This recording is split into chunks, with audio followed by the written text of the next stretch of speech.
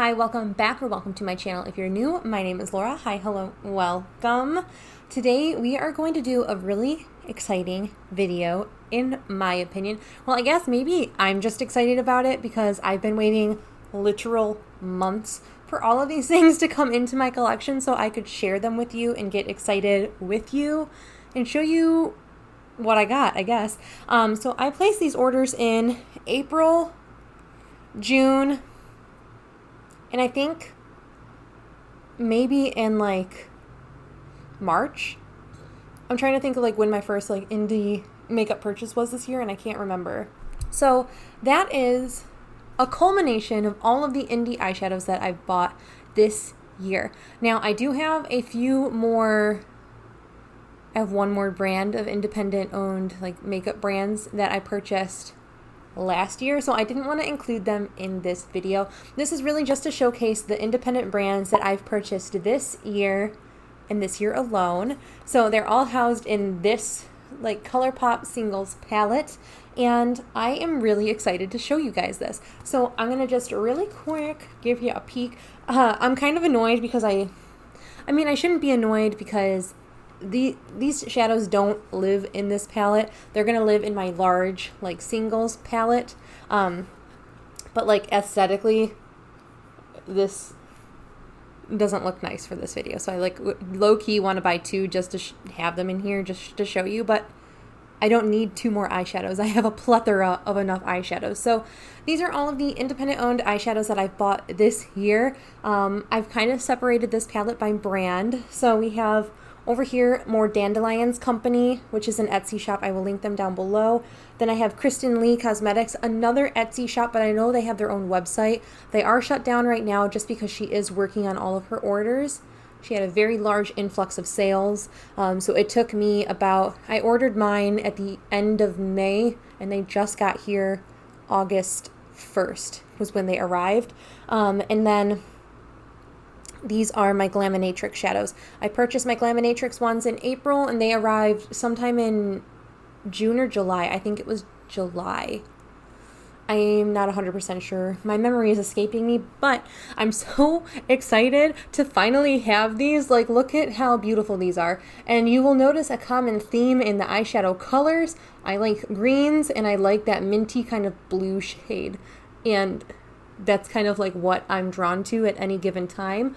I haven't used them too much. I kind of was waiting for all of them to come so I could like showcase them. I haven't really used them on my eye, so I can't really speak to the formula, but swatch wise I can speak to all of these because I've swatched them all. Like always, before we get into the video, please make sure to hit the subscribe button. It does help me out, and you can be a cutie too.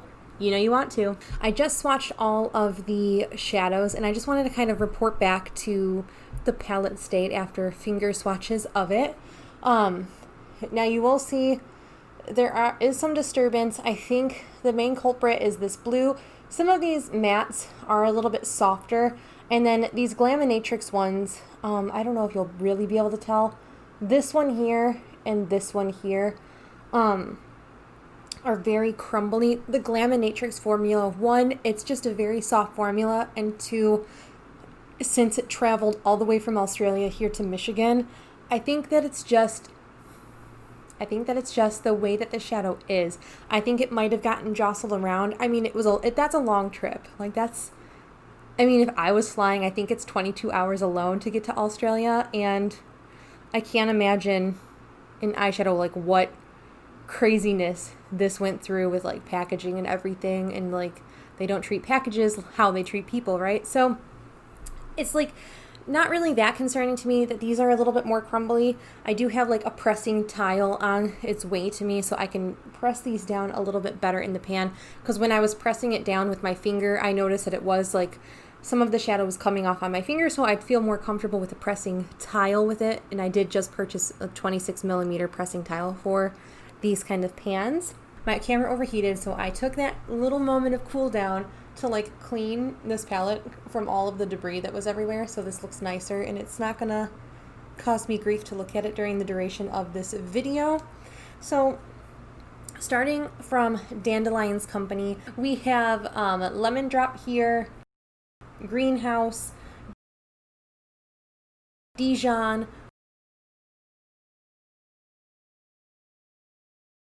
army pants and flip-flops. Mean Girls reference, love it. Dirty Martini, Blue Note, Adamant, Dryad,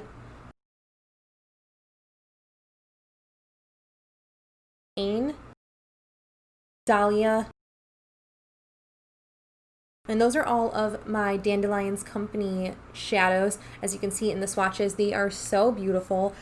The mattes are a little bit more crumbly. They don't feel dry. They don't feel like that chalky like matte that the like Subculture palette has. They're very, very soft mattes, but they are soft, like all intensive, like they are soft in all ways that I look at it. So they're soft pressed in here, they're soft to the touch, and then when you swatch them or use them, they can be slightly powdery because of that. I do my eye makeup first most days unless I'm filming like a just an eye look, so I don't mind a powdery eyeshadow, but I will say this matte blue is the biggest culprit of the fallout issue. But the shimmers are absolutely breathtaking. This shade Dahlia here, she is just beyond stunning. Like, oh, she's so beautiful. This is a shade that always gets sold out on Dandelion's shop. So if you can find it, and you've been trying to find a dupe for the Subculture Electric, definitely pick that up. Absolutely gorgeous shade. Then we go to the Kristen Lee Cosmetics, and I find this formula is pressed the best out of these. Nothing wrong with the Dandelions Company and the Glamanatrix. I just find that the Kristen Lee ones are just pressed a little bit better in the pan. Like, you're not going to swatch it and it's not going to fall out. Granted, I only have shimmers and metallics, or whatever this formula, I believe it's shimmers and metallics, whatever it is. So there's not going to be a matte to reference and kind of side by side any of them. So only Dandelions Company mattes I've tried out of these. But the Kristen Lee, there's no fallout on these. Kristen Lee's shop is shut down at the moment just while she's catching up on some orders. It's just her running her company. So I placed my order in late May and I got it the 2nd of August, or the 1st of August. I'm filming on the August 2nd. So yeah, I love this formula. I purchased, these two are from the like mint, I want to say it's the mint package. It's like the green set. And then these three here are from like the Mother Nature set. So we have here, this is Mother Nature, Lemonade, Bloom. This one's Mojito. And then Enlightenment. Very, very beautiful shades. Really, really like them. Absolutely love it. And then they are so, like, that metallic shift is crazy. Like, they're so metallic. And then the Glamanatrix ones here are probably the softest pressed ones that I have. Now, granted, they did travel all the way from Australia, so I can't fault that they are a little bit looser, but I think that I've talked to a friend that lives in Australia, and she actually recommended me these. I will have her handle tag listed down below. She's an amazing makeup artist. Highly recommend, check her out. She was the one that actually recommended Glamanatrix Cosmetics, and she also agreed that they do have a softer formula.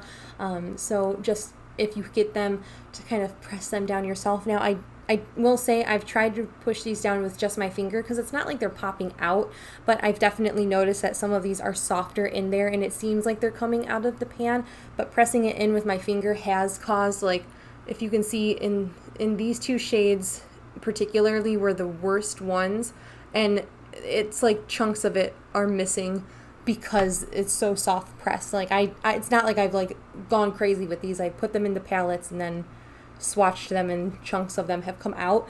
So Glamanatrix does have a very, very soft formula. I am going to be like pressing them with the tool. Once I get that tool, it should be here this week, and then I should not have a problem, but I'll report back if I do. I bought the Easter collection, which are these like 6 here. So we have that green, which is one of the worst ones. is Hopper. That's the one that's like kind of falling out. Candy Egg is that pink. Chick. That blue is called Bunny. The purple one called Bonnet. And then, oh gosh, this orange, which is the one that kind of has chunks missing, is called Egg Hunt. And then the last shade I have is Cloud 9, which is that beautiful, vibrant, like green gold. I thought that this was going to be a dupe for the Subculture shade 2, but it's just such an intense shade. I'm going to go ahead and kind of swatch the shades that I thought were going to be good dupes for Subculture, which are these two here. Very, very similar, honestly. The Dandelions Company one I prefer. I think that one's more close to Subculture Electric, personally. But that shade from Glamanatrix is so intense. I cannot wait to dig in and use some of these shadows. I am planning on doing like a singles tour of all of my singles as I put them in my giant palette. So yeah, just stay tuned for that. It'll either be later this month or early in September. I can't even believe I'm saying like I'm planning videos for September too. Like, that's wild. So thank you so much for watching. Let me know if you've tried any independent brands, which ones you recommend. I'm always on the hunt to support some small indie brands. Lately, I definitely feel like I want to give them my money more than these large corporations. So yeah, I appreciate you guys sticking around and watching this video, and I will catch you in the next one. Stay healthy, stay sane, and stay safe, and I will see you in the next video. Bye!